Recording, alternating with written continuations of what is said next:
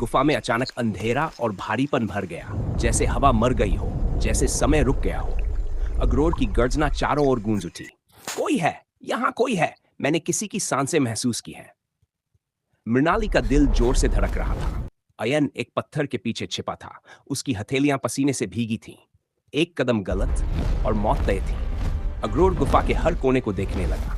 उसकी आंखें आग जैसी चमक रही थीं। वो हवा को सूंघ रहा था, जैसे वो किसी अदृश्य गंध को पकड़ना चाहता हो। अचानक वह उसी पत्थर के पास आया जहां अयन छिपा था। अयन ने सांस रोक ली। मृणाली आंखें बंद कर चुकी थी। अग्रोर ने हाथ बढ़ाया और उसी पल बाहर जोरदार बिजली कड़की। गुफा हिल गई। कुछ पत्थर टूटकर गिर पड़े। उस शोर में अग्रोर का ध्यान भटक गया। आज नहीं, लेकिन मैं तुम्हें ढूंढ निकालूंगा। वो दानवी हंसी हंसा और गुफा से बाहर चला गया। अयन वहीं बैठा कांपता रहा। मौत उसके इतने करीब पहले कभी नहीं आई थी। पहली बार मृणाली की असली कहानी जब खतरा चला, मृणाली अयन के पास आई। उसकी आंखों में डर कम पर भरोसा ज्यादा था।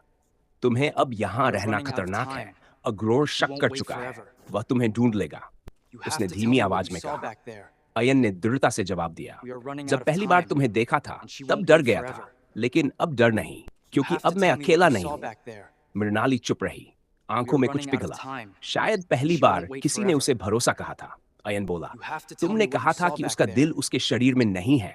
मुझे सब सच बताओ। मृणाली ने गहरी सांस ली। अग्रोर पहले दानव नहीं था। वो कभी देवताओं का रक्षक था, पर अभिमान ने उसे दानव बना दिया। देवताओं ने उसे श्राप दिया कि उसका दिल उसके शरीर में नहीं रहेगा।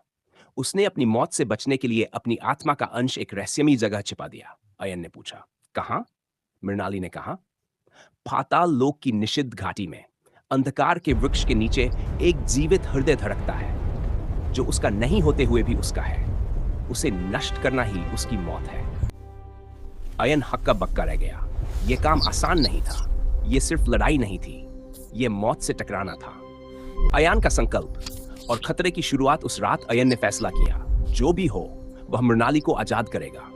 लेकिन उसने जो नहीं जाना था वो ये कि दानव केवल शक नहीं कर रहा था, वह सच जानने के करीब था।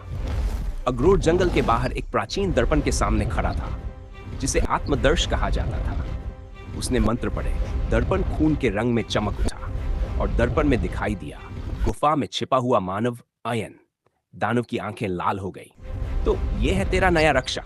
चलो, खेल अब दिलचस्प होगा। उसकी हंसी जंगल में मौत बनकर गूंजी।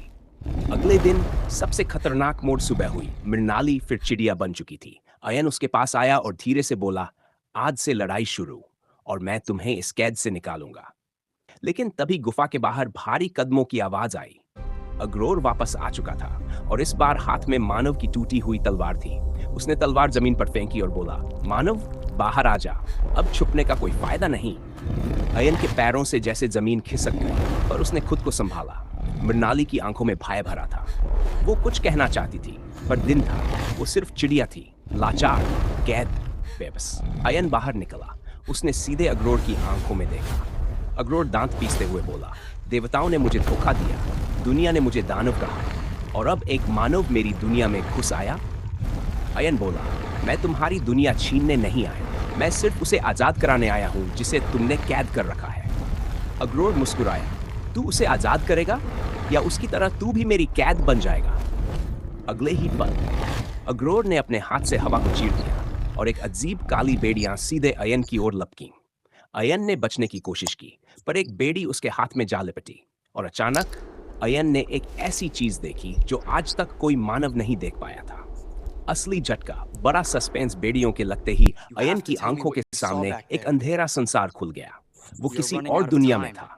चारों ओर आग, टूटा आसमान, रोते हुए जीव, और एक लड़की चिल्लाते हुए भाग रही थी। वो मृणाली थी, लेकिन छोटी उम्र में। अग्रोर उसके पीछे था। उसका हाथ खून से सना था और अचानक वो दृश्य गायब हो गया। अयन फिर गुफा में था, सांस तेज, दिल जोर से धड़कता हुआ। वो समझ गया, दानव और मृणाली का रिश्ता सिर्फ कैद का नहीं, अतीत का भी है। कुछ ऐसा था जो मृणाली ने अब तक उसे नहीं बताया था, कुछ ऐसा जो पूरी कहानी पलट सकता था। और शायद इस कहानी का असली सच अब तक छुपा हुआ था। अग्रोर ने धीमी आवाज में कहा, अब तुम सिर्फ मेरे दुश्मन नहीं, मेरे खेल का हिस्सा हो।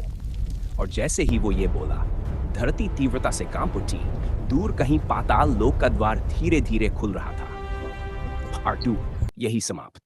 अब कहानी असली मोड़ पर आ चुकी है। अगले पार्ट में जानेंगे दानव और मृणाली का असली रिश्ता क्या है। वो अतीत कौन सा था जो छुपाया गया? पाताल लोक का खुला द्वार किस विनाश की शुरुआत है? क्या अयन सच में उसे बचा पाएगा या खुद एक बड़ा मोहरा बन चुका है?